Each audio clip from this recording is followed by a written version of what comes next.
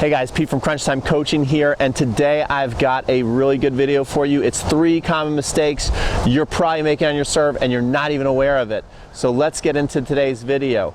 All right, mistake number 1, I see this all the time.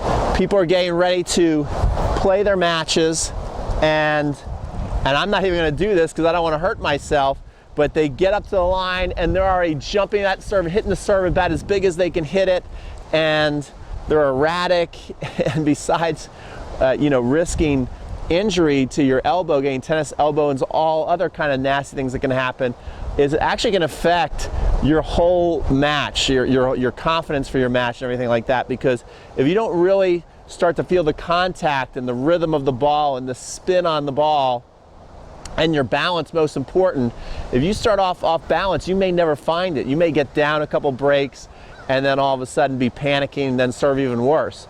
So what I suggest is you follow this 3-step progression. So when I start serving in a match, the first thing I want to think about is feeling the ball in the strings and also establishing balance. So I want both legs on the ground. I do not want the legs to move at all.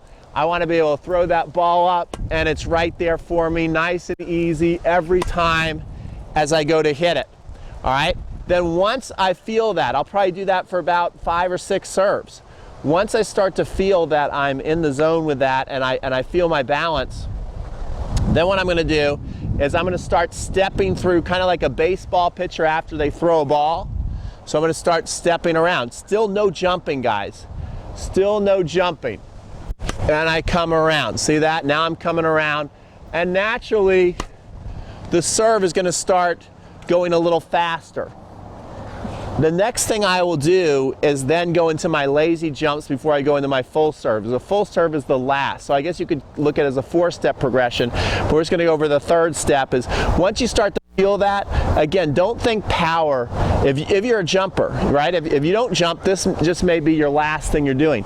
But if you do jump on your serve, I like to call it the lazy jump, to where I'm not really putting much effort into it. I'm just kind of lazily falling into the serve, and we can see that that one went a lot bigger, but I'm just lazily falling into that serve. I also, this isn't a habit that, I recommend, but I do notice a lot of pros do this. I kind of like to step into it. I may foot fault a little bit, not really worried about that at this point, but it's just kind of this nice little lazy, easygoing motion until I really feel like I'm ready to play. Then of course I'll practice all my spins and things like that, make sure my kick serve's warmed up, make sure my slice and my flat serve's warmed up. So there you go, that's how to correct step number 1.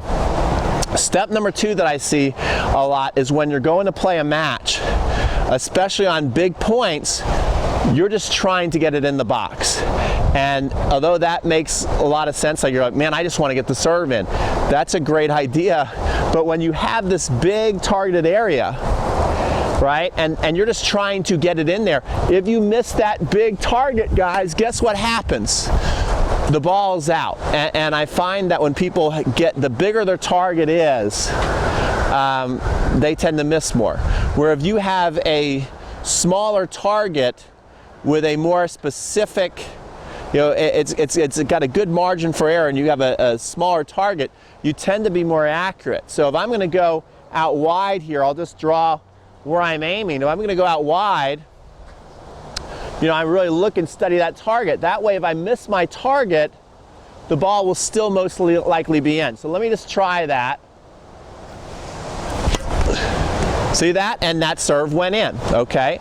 So I had a very specific target, and I didn't hit the target, by the way, but I did make the serve. All right, finally, and this is one of the biggest mistakes people make, and they don't even realize, especially when you're trying to hit big, and especially if you're a jumper. If you're someone who jumps in your serve, I notice this a lot, especially on the kick serve. And I'm going to move over to the do side of this. So the kick serve really messes people up, and they're not aware of it because they're just trying to get this awesome kick serve.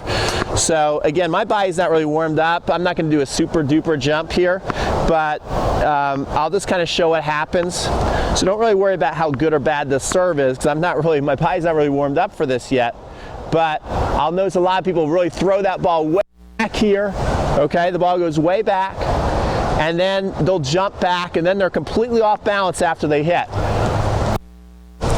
So that, and then they're hitting, and now they're here after they serve, you see? And they're here, and they're stumbling, even sometimes they finish with their back like this.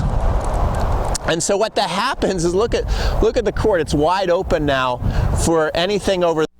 This person's not going to be able to get to that ball. So always make sure that when you're hitting a serve, especially when you're jumping, really think about where you're going to be putting that ball in the box, and make sure that your body follows through towards that. So I'm going to hit a kick serve out there.